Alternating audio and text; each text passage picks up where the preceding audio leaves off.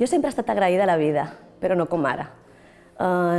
Tenia una feina que m'agradava, feia un any que era mare, la meva parella, i de cop i volta vaig al metge per una petita situació que se m'havia sortit una mica l'ull. Me diuen una situació clara i dramàtica. Tinc una tumoració gegant al cap, m'agafava part de l'artèria caròtida, part del cervell, la part ocular.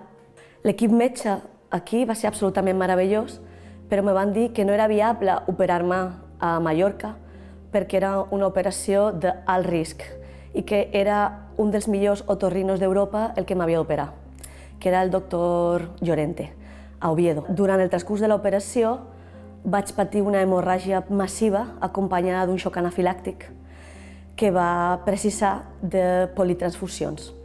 És a dir, vaig perdre pràcticament 4 litres de sang, quasi tota la sang del meu cos.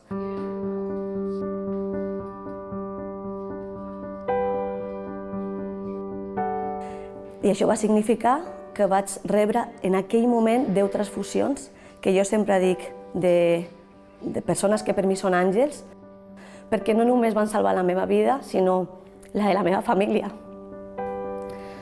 Perquè jo no hauria vist créixer la meva filla si no fos per ells. Llavors, la meva gratitud és immensa cap a ells. Gràcies al que jo vaig viure, tinc una altra maternitat i una altra visió de la vida i sobretot de l'agraïment.